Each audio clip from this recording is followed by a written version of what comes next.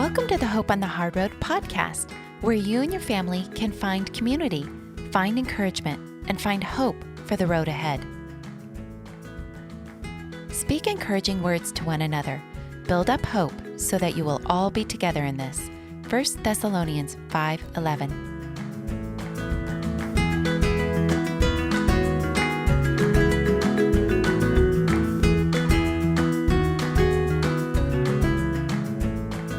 Hey guys, before we get started today, we want to tell you about our date night event coming up on February 17th.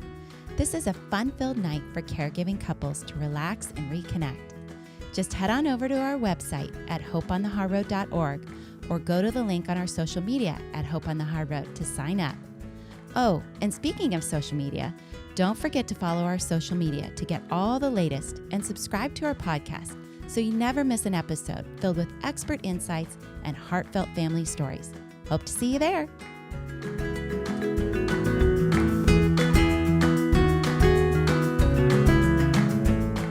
We are so excited to have Colleen Swindoll Thompson back on the podcast today to talk about her family's journey with medical needs.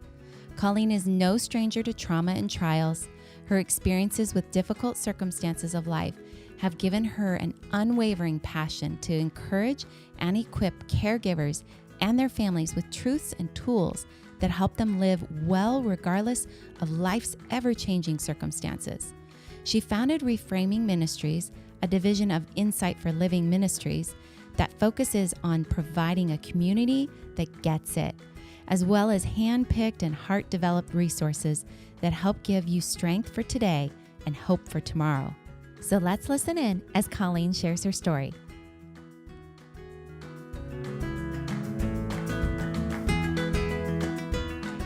Oh, Colleen, it is so great to have you back on the podcast. We are so excited. Thank you. I am too. You know, we would love for you to share with those that maybe didn't hear the last podcast a little bit about your story and your family. So, how long do we all have? So unexpected and different than what I ever imagined. I am married to an amazing man named Tobin. We married in 2009, and together we have 5 kids. The oldest is 32, last I checked. And then Jonathan will be turning 26 at the end of the month. So we have 32, 30, 29. And my daughter's expecting our first grandchild in November, which congratulations. Is wonderful. We're kind of juggling the whole, like, Jonathan's care, who will be with us unless God chooses otherwise, with how do we grandparent and parent and minister and all that stuff. So that's our family. That's us. Yeah. Incredibly full life. You know, that's awesome. One of the things I know that almost all our parents face is that you come home with a diagnosis at some point or another. And along that journey, you know, what goes from there. Can you tell us about when you found out the diagnosis for your son and kind of what you were going through, maybe mentally, and then what, you know, how you kind of took it from there and next steps? So when John was diagnosed in 1999, there were very few who were familiar with autism or developmental disorders in general. So my folks, and from another generation, that was any change or disability was kind of moved to the side.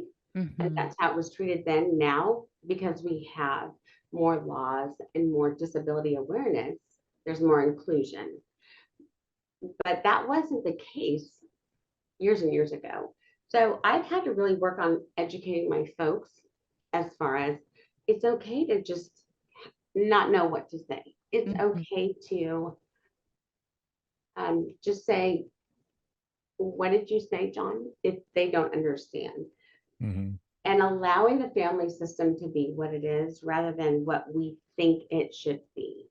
Yeah. So that's been part of the growing process with in our own family, and of course marrying into with a husband who has 2 kids. His daughter has a congenital heart defect, His son had a seizure disorder, so he was familiar with both things that we also faced with John.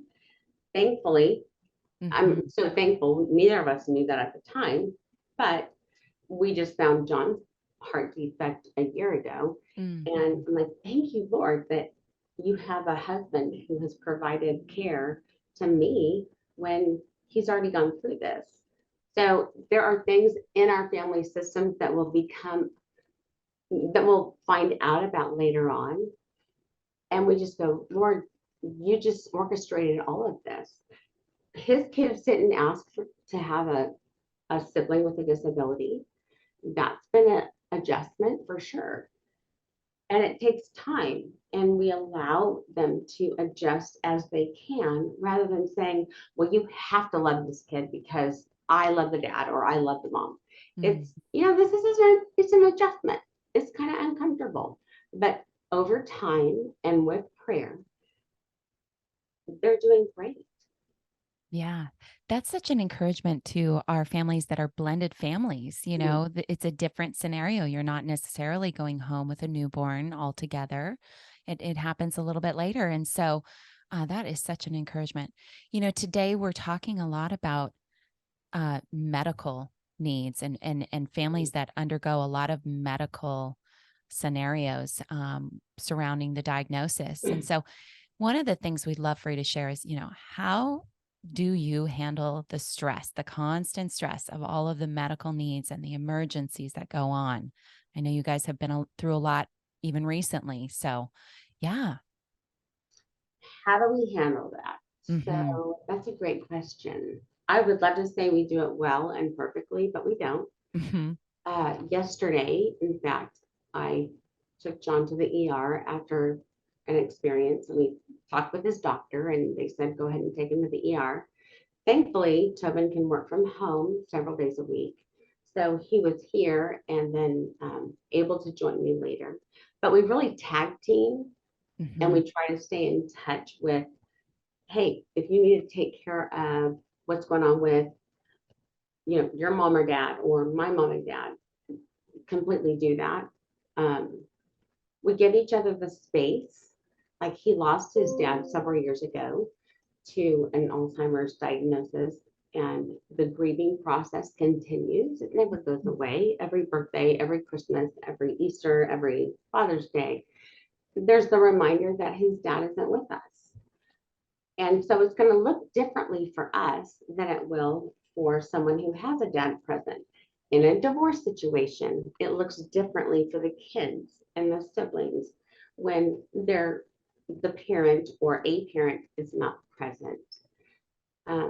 Just giving each other the grace to be where they are and to say, I don't have any expectations of how Mother's Day, how Father's Day, how Thanksgiving, how Christmas, all these holidays that look picture perfect on Hallmark cards. Right. They're not picture perfect, but let's make the best of them. And that's what we choose to do. Such good advice. Yeah. Expectations can be a killer sometimes, that we set ourselves up for failure and discouragement, when really, whatever you have is room to be thankful for. And you mentioned that in the last podcast, kind of the being thankful for what's in front of you and what is there, as opposed to dwelling on what's not. One of the biggest challenges for our families is managing the stress. First off, you have a child with, a diagnosis, medical, physical, needs is in and of themselves. Then you combine it in with, we're real people too, and we may have our own medical needs. We may have our own physical, emotional, special, whatever needs that we might have as well. So maybe you could, highlight, how have you been able to manage that, and, some insight to give our listeners on going through those things and balancing all those. So I have an excellent executive assistant and a husband who's like, when was that last test done? When was the blood work done? When was so I have people who speak into my life about my self-care needs, because I tend to, and a lot of very committed parents, moms or dads, tend to, of course, rush to the emergency at hand. During 2020, when I was in my neck collar, Jonathan also was in a car accident. He had several seizures, broke his back in 3 places. How do you take care of my neck collar and then John? In fact, I think that's in the documentary where he's in a back brace and I'm in my neck collar and we're both at the doctor's going, here we are in all our glory. Exactly. I don't think there's a one size fits all frame. Again, to reframe it. The importance of keeping up with whatever you need to do each year. As I'm getting older, I need annual exams. I need to do the annual blood test. I need to make sure hormones are where they are. Even after having a child, we need to make sure hormones are where they are. Right. So I have people who speak into my life about that. And my husband is excellent at saying, you need to go have this test done, or you need to follow up on this. He happens to have several diagnoses that are pretty serious. And he keeps up with his medication, with the needs that he has, given the diagnosis that he has. I have several as well, with autoimmune disorders, with spine disorders. And so we really encourage each other to be as fully present and give time to do those doctor's appointments. But I will say that's a really, really hard one. Yeah. When you're a caregiver, it's so easy to put yourself on the back porch. And of course, Jonathan's needs are very, very important, but he's only going to be as healthy as I am. And our marriage is only going to be as healthy as the weakest or the least healthy person. So we have a counselor that we talk to often. We have several friends that speak into our lives and say, hey, this may need to be a checkup, or I think you guys need to get a few days away. We have several people who also provide respite care, which is essential. When Tim and I go away, it's like you guys know, after going to Hawaii recently. Yeah. The getting away provides such perspective. Yes. Like, what do people do when they do not have to take care of someone? Right. What's the stress in it all? Thank you. It's amazing just getting away for a couple days and turning off every electronic and just being together to care for each other, to speak each other's love languages, and to not allow contact unless it's an emergency. If you're not bleeding out or deaf, don't contact. So That's good. kind of one of our That's right. because we have people who we trust. That's essential as well. And I would encourage people who don't have caregivers or who haven't pursued that, find a couple people that you really can trust, because the getting away is so refilling. It truly can change moving forward. Love the advice. And just one thing that you highlighted that really is on my heart and our whole ministry is that idea of partnership between a man and his wife, and a marriage, how you're not designed to do it all one or the other, but a true, healthy, well-oiled marriage is a partnership, and looking out where the strengths are and supporting and serving each other, like it's been highlighted on the previous. So really appreciate you sharing that. And it's certainly, something we want to encourage our listeners to do too, in building healthy marriages. Absolutely. In addition to marriage, you mentioned siblings, and that is such a need, especially as they're growing, but honestly, even into adulthood, as you're experiencing now, and what that's like once grandkids come along, and developing those relationships and nurturing those relationships. Do you have any advice on that as you guys are, in that stage, and you've gone through the prior stages with your kiddos? So several things come to mind. A friend of mine, I was just talking about him yesterday. In fact, I interviewed him years ago, Noah Elias, a dear, dear friend of mine. He said he does, as a parent, he does dad's yes day and dad's best day with his kids. So he has one individual, or he has one child that is on the spectrum, then another one that I believe is typical. But he said, I do once a year dad's best day. So he has his kids say, what is the best day that you can imagine this year? And it doesn't doesn't have to be extravagant, but it's just them saying, it's the dad, it's Noah saying, I want to be with you. Yeah. And I really care about what you love doing. So let's do that. And I'm saying yes to that. And then the best day. What best day can you imagine? And it may be going to a park. It may be going swimming. It may be taking a trip that you save up for. But it's that special time together. And with my kids, when they were little, I would take them. We lived in Southern California, which was lovely. And we had Disney passes. Oh, yeah. I took Ashley out for a day. And I took Austin out for a day just with them. And we could go on any ride they wanted to go on, anything they wanted to do, anything they wanted to eat. I remember Austin saying, I can hardly walk out of the park, Mom. I'm so full. We ate out. But he'll never forget that time together because he told me what he needed. I think that parents can become so distracted, as I easily do, can focus so much on the need, that the functional siblings, or those that don't present with their own needs because they either can't express them, or they don't know what they are, or they feel like they've been muted, pull that out of them. What is it that you would really enjoy doing with Mom or with Dad? Let's spend a day doing that together. Or let's set aside half a day a week. Maybe it's a Saturday morning, and just go to breakfast. Mm-hmm.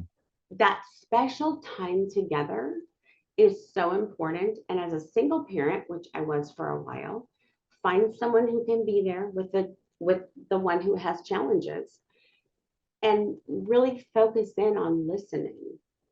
Another piece of advice that I was given from my therapist was, when kids come to you and say, Mom, I'm really frustrated about that, I need to take ownership for that. And I can't own what I'm not told. So I have encouraged my kids, if you don't tell me what you need, then I can't be responsible for that. So tell me what you need. Tell me what's maybe hurt you, so I can apologize for that. Communicate with me about you. I was just talking to Tobin about this the other day. I said, our kids are like a recipe, and we don't create the recipe, but they need to tell us what goes into the recipe. Mm. So their personality may have this much flour, this much sugar, this much salt. And none of that has to do with me personally. That has to do with them. Tell me what you need and how much you need, because I desire to meet that. Mm-hmm. My parents did an amazing thing years ago when they met with a counselor, because there was distance in some of our relationships. And my dad talked about this on the cruise. It's not a private thing. Mm-hmm. But they met with a counselor for a weekend because they realized we've really distanced our kids from us in various areas. And the counselor said, I want you to meet at a mutual place. So we met in a hotel room, all four of my three siblings and I, and my mom and dad, not with mates, not with kids, but we went through our family history, and anything that they could think of that may have hurt us, that may have impeded the relationship or damaged the relationship, that they could think of, they had put down. And then as kids, as we listened, if there were other things that came to mind, we said, it really hurt me when you did this, or when this happened. And there was no defensiveness. There was no accusation like you meant to. It was, this is really what hurt me. Mm. And then we were given the space after Mom and Dad left with the counselor to say, either I forgive you, I am working on forgiving, or I don't forgive. And as an adult child, that's my responsibility. I'm responsible for, do I forgive my folks for what's been presented? Have I communicated what has hurt? And can I let that go? That cleared up so much pain from our past. I don't even remember the things that bothered me then, because forgiveness, releases and frees. Mm-hmm. Now, each one of us have handled that experience differently. It was years and years ago. But the freedom that comes from releasing and also taking responsibility now as a parent, Mm-hmm. what I do with my kids, if you don't tell me, I can't ask for forgiveness. I can't know. Mm-hmm. So I am, please come to me and tell me. I won't be defensive. Be safe as a parent. I won't be defensive. I will hear you. I will ask the Lord to direct my thoughts and my response. But what you say matters. Mm-hmm. I think that's critical in every family, especially when you have someone with a disability or a loved one that takes excessive care. I just completely love that. The first off, you being transparent, really, really appreciate it. And the idea, sometimes we put people up on a pedestal. We're people, we're fallen, we do things. And that's not the issue. No one's asking us to be perfect, but to come and to be honest, to be humble, to prioritize relationship and family is such a wonderful thing, what took place, and to lay it out there and not be defensive. I mean, that takes a tremendous amount of character as a person to not be defensive about stuff and just let it be out there, let it process and heal all the important relationships in your life. So fantastic thing. One of the things I've heard you mention several times is counselors and therapists. And I know, sometimes we think, oh, well, we need those things when everything's fallen out. And yet, in our own marriage, we've realized that a counselor for two people that love each other and want to build their marriage, a counselor is a wonderful thing for taking huge strides in their marriage. And one of the things, obviously, we're highlighting as well, your journey and many people's journey is the mental health aspect of our lives. So maybe I think that all this kind of ties together. Can you talk about, the importance of it, encouraging people, therapists, counselors, if that's the same person, I don't know, but, moving forward in your journey and your growth and just sharing that with our listeners? I think the base of it has to be trust. So in a marriage relationship, there needs to be the trust that we're on the same team. We're pulling this cart together. And that's really how my husband and I operate. We're trying to pull the cart together, moving forward. I mean, from the time that we started dating until now and moving forward. So there's a level of trust. If you don't have trust in the partner that you're with, that needs to be addressed first. Yeah. Then there are two different kinds of traumas. There's a developmental trauma, which is something that starts small and then gets big and explodes. And then there's just an experiential trauma that is like a natural disaster or a diagnosis or a death suddenly. Both of them have to be handled a little differently. Most marriages have developmental trauma, meaning we don't address,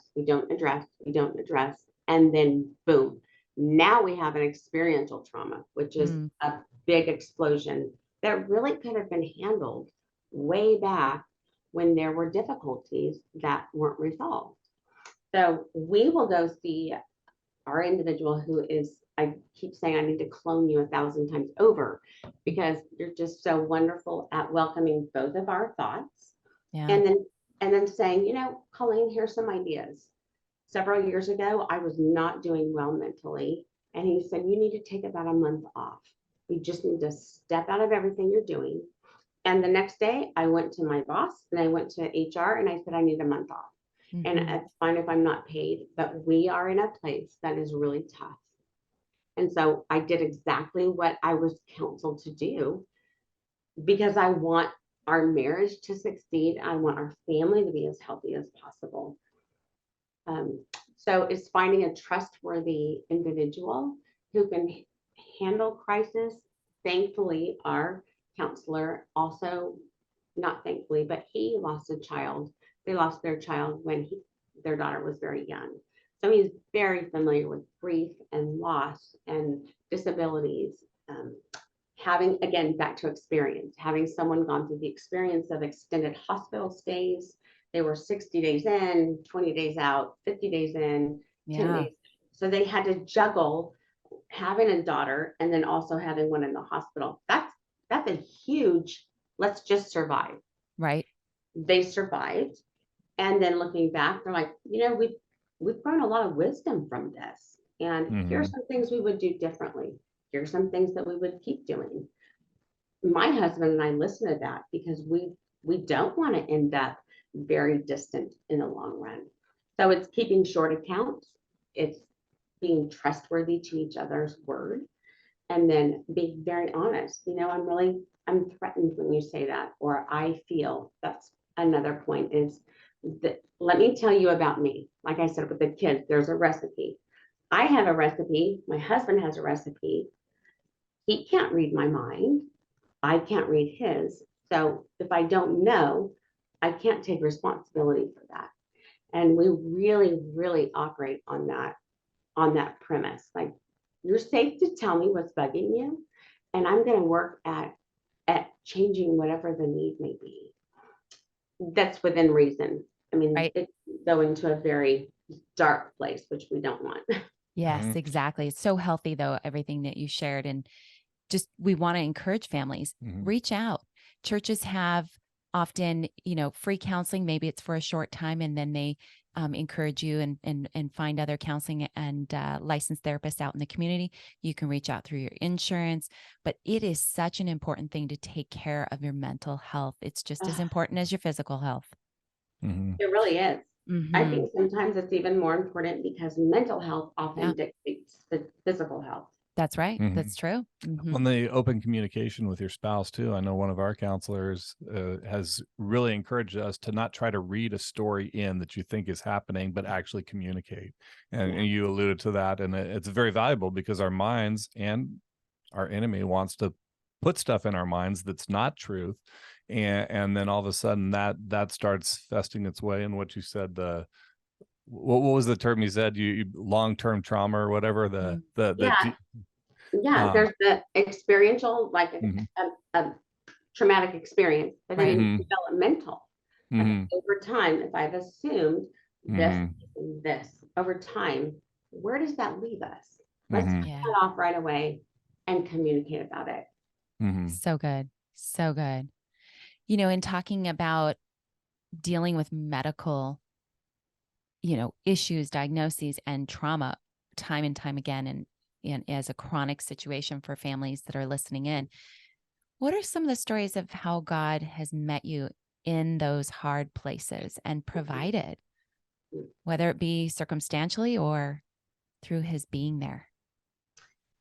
I am so grateful that the Lord has brought several people into my life who are far along in understanding the work of the Holy Spirit and in deliverance ministry and praying through stuff that I wasn't even aware of, like multi-generational baggage and things that need to be brought before the Lord for his clearing and for his purification work to be done. So my first thought is to say, ask Jesus to bring into your life, however he will, individuals who are more mature and who've been down that road a little further than you have.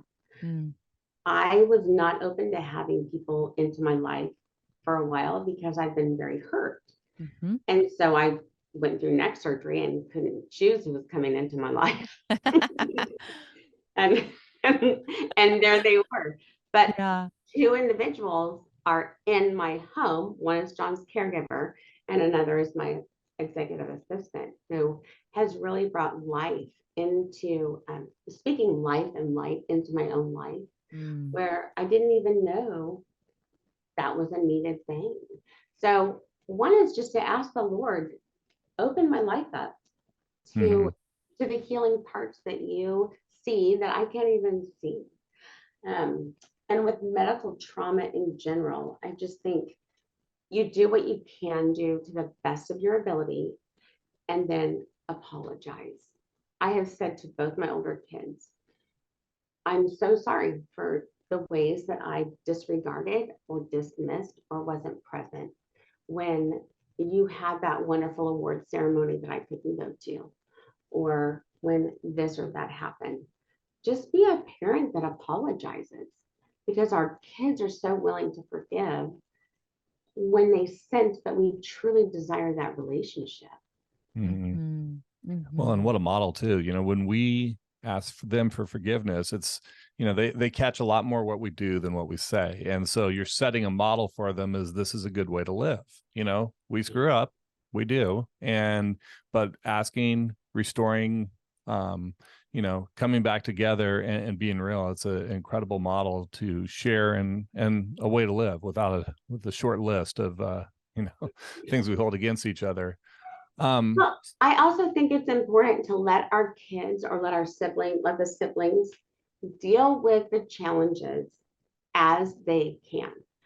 My two older kids deal with the challenges with John very differently.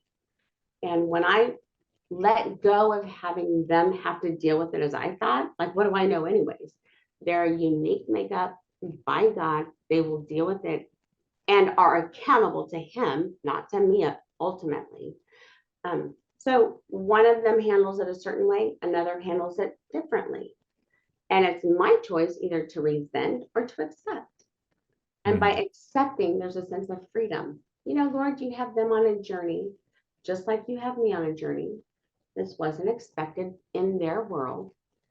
My daughter, who's married, my son-in-law's family is fabulous and delightful, but they don't have the challenges that we have for like vacation time. Right. How are those going to be handled differently? I can't change the fact that our vacations are more challenging. I also can't force my daughter and her husband to respond a certain way. Thankfully, they're very welcoming and embracing. And if they're not, that's something that can be talked about. But all of these things come up. And again, addressing them is far better than just thinking it's going to go under the rug. Yeah. If it's not accepted to be talked about, that lets you know the level of the relationship and how deep it can go. Sometimes it may mean we just won't be able to have that much time together. That's okay too. Yeah. And God just works in all of that every day. Our lives are not this straight line. So as we're going through the hard times, God is there and providing in providing a caregiver that's there for you, like you said, and all the things, in the midst of your surgery and such. And it's beautiful. It's hard. That's the reality, but it's beautiful to watch God work in our lives, in our kids' lives, for sure. Well, we so appreciate you coming on today. And one of the things we just want to ask is, we finish this up, is what is one thing that you would leave with our listeners that would bring hope for the road ahead? I would say that the story that you're living, the chapter that you're in is not the final. The end notes aren't there yet. There are so many stories that my dad has shared from his childhood in recent years that he never shared before, that people go, oh my gosh, I had no idea. And that's for you, the listener, or those who are watching, just as true as it is for me and for both of you, is the final chapter hasn't been written. And to take it one day at a time, to say, Lord, I don't know what the end of this day will look like, much less the end of this season. So draw close to me, give me the encouragement that I need for today. And the end of the story. It's amazing when we read Job, we know the whole story. So we can criticize the friends that were critical. We can criticize, or we can, extrapolate whatever the story has, because we know the beginning, middle, and end. Yeah. None of us know that about each other. And because of that, let's be gracious with one another, saying, I'm going to walk with you through this, care for you through this. And one day we'll understand. Today, we don't need to understand. We just need to be obedient and be open to saying, God, may your will be done. May you be honored in my responses, in my attitude, in my choices. And let's move on hoping and knowing that his word is right and true. He is with us and in it, regardless of everything else. His love is so unconditional. Just love that. You really, the whole message, both of these podcasts, you have so much wisdom to share, so much to give. And more than anything, just how humble and transparent you are about, what you're living. You realize where God has you, and you're taking each day as a blessing and helping other people along this journey. So we're so appreciative of you coming on today, and really want to just thank you for that. Oh, you're so welcome. I'm just so honored to be a part of your work and ministry, and I just pray that the Lord really speaks to those who are looking for hope on their hard road. Thank you, Colleen. Thank you so much.